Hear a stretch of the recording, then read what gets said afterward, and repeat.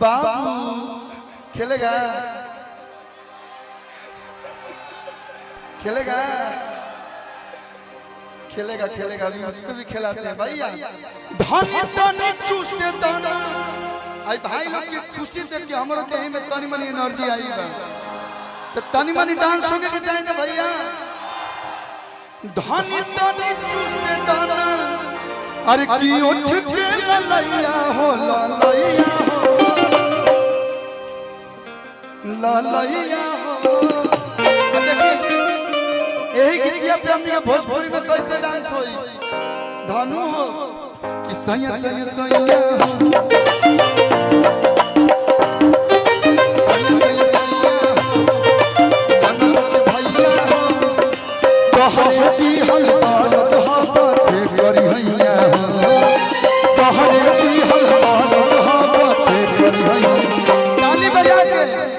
Mobile ऐसे रख ले तन में मीठ मीठ ताली बजा के कि सैया सैया सैया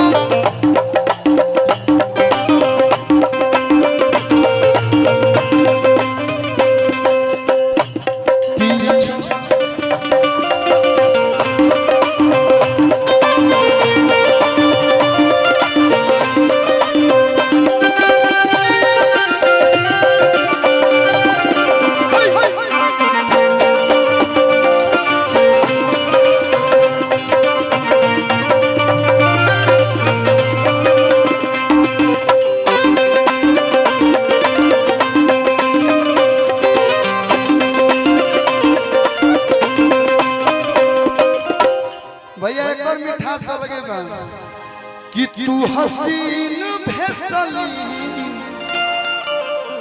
से गिलीन बड़ू हो। एक मिनट ला जाए एक मिनट। देखिए जब सब सिंगर लोग एक साथ परफॉर्म कर सकते हैं तो सारी अभिनेत्रियां एक साथ क्यों नहीं आ सकती हैं? अच्छा लगेगा। और आप लोग का जो प्रेम है सिंग सिस्टर तारो जे बरांच है करो जे बरांच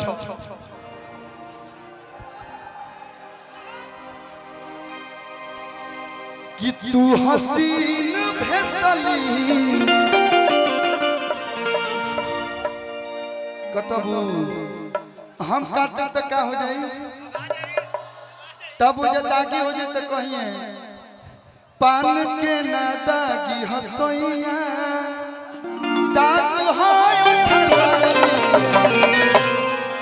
कि तू हसीन भेसली से गिलीन लगलू।